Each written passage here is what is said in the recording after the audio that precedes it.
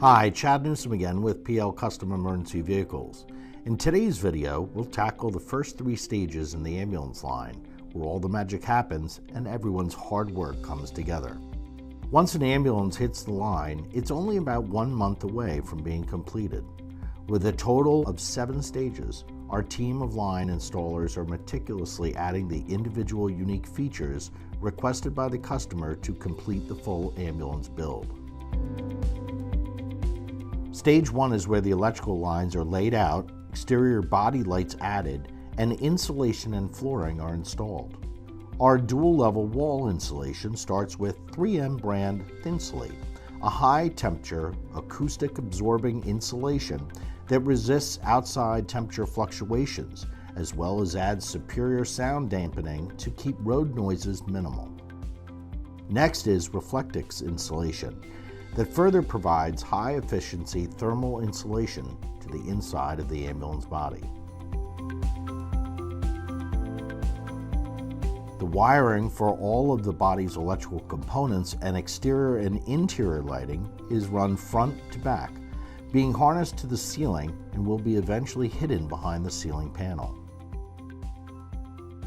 The subflooring is added next. First an aluminum subfloor, then expanded PVC flooring is used due to its non-corrosive and water-resistant nature. The exterior body lights are mounted, wired, and programmed.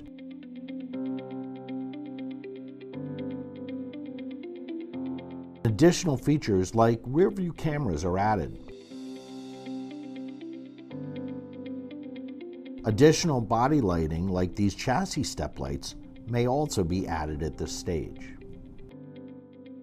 After approximately 18.5 hours, the vehicles are ready to be simultaneously moved down the line to the next stage. In stage 2, we tackle adding the fuel and depth fills, as well as compartment and entrance doors.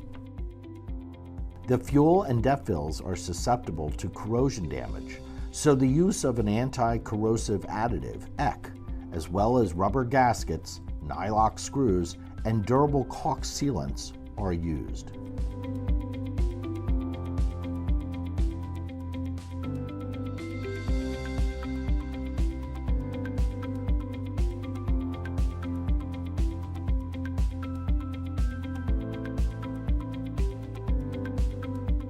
Door assembly comes next for the entrance as well as compartment doors. The door handle mechanisms are installed and any exterior door lighting is wired before adding insulation and interior door panels.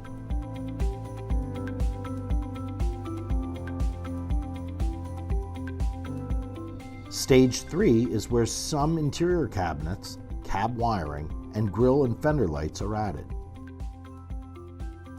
As you can see, the interior of the body is starting to come together, with the ceiling panel added, along with the seating locations, seatbelt harnesses,